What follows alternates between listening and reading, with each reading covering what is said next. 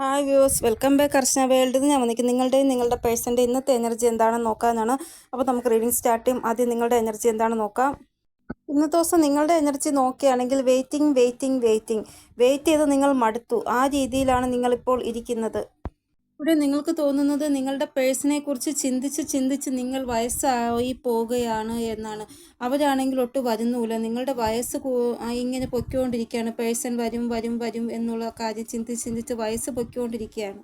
ഇവിടെ നിങ്ങൾ ചിന്തിക്കുന്നത് എപ്പോൾ എൻ്റെ പേഴ്സൻ്റെ കോൾ വരും, എപ്പോഴാണ് അവർ എന്നെക്കുറിച്ച് വീട്ടുകാരോട് സംസാരിക്കുന്നത്, എപ്പോഴാണ് എന്നോട് നല്ല സ്നേഹത്തിൽ ഉള്ളിലുള്ള കാര്യങ്ങളെല്ലാം എക്സ്പ്രസ് ചെയ്യുന്നത്, ഫീലിങ്സ് എല്ലാം ഇങ്ങനെ എപ്പോഴെന്ന് ചോദിക്കുന്നത് മാത്രം മിച്ചം. പക്ഷേ അവരുടെ കോളോ മെസ്സേജോ ഒന്നും വരുന്നില്ല, അവർ നിങ്ങൾക്ക് വേണ്ടി ആക്ഷൻ എടുക്കുന്നില്ല. അതൊക്കെയാണ് നിങ്ങൾ ഇന്നത്തെ ദിവസം കൂടുതലായിട്ടും ചിന്തിക്കുന്നത്. ചില ആൾക്കാരുടെ സിറ്റുവേഷൻ എടുക്കുകയാണെങ്കിൽ ഓൺ ആൻഡ് ഓഫ് സിറ്റുവേഷനാണ്. ചില ആൾക്കാരുടേത് ഒട്ടും തന്നെ അവരുടെ പേഴ്സൺ അവരോട് സംസാരിക്കുന്നില്ല, നോ കോണ്ടാക്ട് സിറ്റുവേഷനിൽ തന്നെയാണ്. ഇവിടെ നിങ്ങൾക്കിപ്പോൾ തോന്നുന്നത് ഈ ഒരു റിലേഷൻഷിപ്പിൽ എൻ്റെ പേഴ്സൺ സ്റ്റാൻഡ് എടുക്കുമോ ഇല്ലയോ, അല്ല എങ്കിൽ ഈ ബന്ധം ഇവിടെ വെച്ച് അവസാനിക്കുമോ എന്നൊക്കെയാണ് നിങ്ങൾക്ക് തോന്നുന്നത്.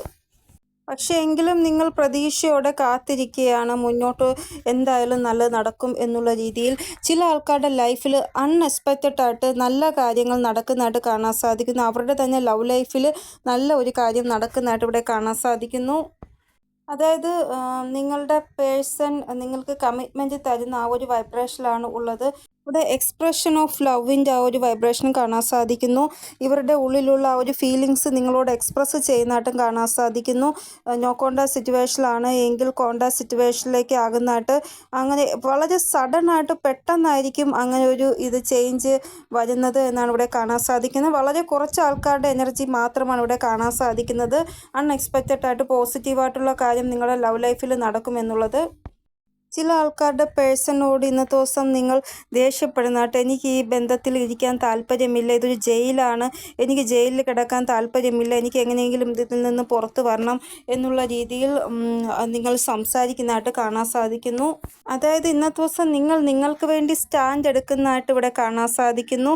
അതായത് നിങ്ങൾ വളരെ ടോക്സിക് ആയിട്ടുള്ള മാരേജ് ലൈഫിലാണ് എങ്കിൽ നിങ്ങൾക്ക് വേണ്ടി സ്റ്റാൻഡ് എടുക്കുന്നതായിട്ട് കാണാൻ സാധിക്കുന്നു. കൂടാതെ ഇന്ന് പ്രൊഫഷണൽ ലൈഫിൽ നല്ലതായിട്ടാണ് എല്ലാ കാര്യങ്ങളും മുന്നോട്ട് പോകുന്നത്. ഇൻ്റർവ്യൂ ഉണ്ട് എങ്കിൽ ആ ഇൻ്റർവ്യൂവിൽ നിങ്ങൾക്ക് ജോബ് ലഭിക്കുന്നതായിട്ട് കാണാൻ സാധിക്കുന്നു. ഇൻ്റർവ്യൂ പാസ്സാവുന്നതായിട്ടാണ് കാണാൻ സാധിക്കുന്നത്. ഇവിടെ ഇന്നത്തെ ദിവസം ആരോടോ നിങ്ങൾ വളരെ കഠോരമായിട്ടുള്ള സംസാരിക്കുന്നതായിട്ട്, അതായത് അവരോട് നിങ്ങൾ പറയുന്ന വാക്കുകൾ പിന്നെ തിരിച്ചെടുക്കാൻ പറ്റാത്ത രീതിയിലുള്ള വാക്കുകളായിരിക്കും. ഇവിടെ നിങ്ങൾ പറഞ്ഞ ആ ഒരു വ്യക്തി തെറ്റ് ചെയ്തിട്ടുണ്ടെന്ന് ആ ഒരു വ്യക്തിക്ക് മനസ്സിലാവുന്നതായിട്ടാണ് കാണാൻ സാധിക്കുന്നത്. നിങ്ങൾ അത്രമാത്രം അവരെ വഴക്ക് പറയുമ്പോൾ അവരുടെ ഭാഗത്താണ് തെറ്റ് എന്ന് അവർക്ക് മനസ്സിലാവുകയും അവരെ തന്നെ അവർക്ക് തിരുത്താൻ അവർ നോക്കുകയും ചെയ്യുന്നതായിട്ടാണ് ഇവിടെ കാണാൻ സാധിക്കുന്നത്. അപ്പോൾ നിങ്ങൾ അവർക്ക് അവരുടെ തെറ്റ് വളരെ ദേഷ്യത്തിൽ പറഞ്ഞു കൊടുക്കുകയാണ് ചെയ്യുന്നത്. പക്ഷേ ആ വാക്കുകൾ ഭയങ്കരമായിട്ടുള്ള ഒരു വാക്കുകളാണ് നിങ്ങൾ അപ്പോൾ ഉപയോഗിക്കുന്നത്. ചില ആൾക്കാർക്ക് ഇന്നത്തെ ദിവസം എന്തെങ്കിലും ബാഡ് ന്യൂസ് ലഭിക്കുന്നതായിട്ട് കാണാൻ സാധിക്കുന്നു. പിന്നെ വെള്ളവുമായിട്ട് കുറച്ചൊന്ന് അകലം പാലിക്കുക. അതായത് കടലിലോ അല്ല എങ്കിൽ കായലിലോ ഒക്കെ പോകുന്നെങ്കിൽ നിങ്ങൾ അത് ഒന്ന് സൂക്ഷിക്കുക. ബോട്ടിങ്ങിനൊന്നും പോകാതിരിക്കുക, കുറച്ചൊന്ന് ശ്രദ്ധിക്കുക. അപ്പോൾ ഇതാണ് നിങ്ങളുടെ എനർജി. ഇനി നമുക്ക് നിങ്ങളുടെ പേഴ്സൻ്റെ എനർജി എന്താണെന്ന് നോക്കാം.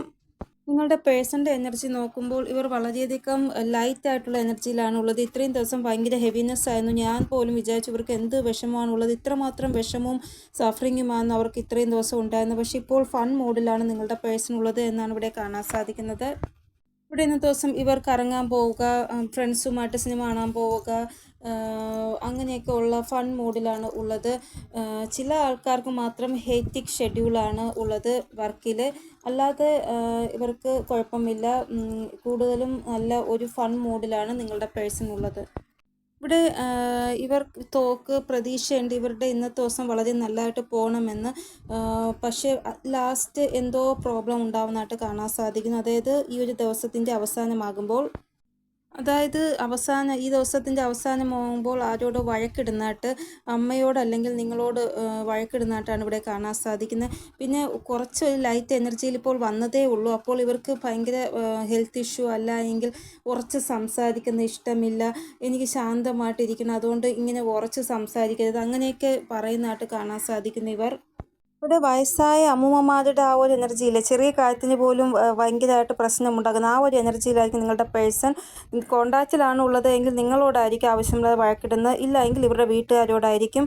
നിങ്ങളോടാണ് വഴക്കിടുന്നത് എങ്കിൽ കുറച്ച് സമയത്തേക്ക് നിങ്ങൾ ഓഫ്ലൈൻ ആവുക, ഇവർക്ക് കുറച്ച് സ്പേസ് കൊടുക്കുക. ഇവരുടെ ആ ഒരു മൈൻഡ് ക്ലിയർ ആയതിനു ശേഷം ഇങ്ങോട്ട് വരുന്നുണ്ടെങ്കിൽ മാത്രം നിങ്ങൾ അങ്ങോട്ട് മെസ്സേജ് ചെയ്യുക.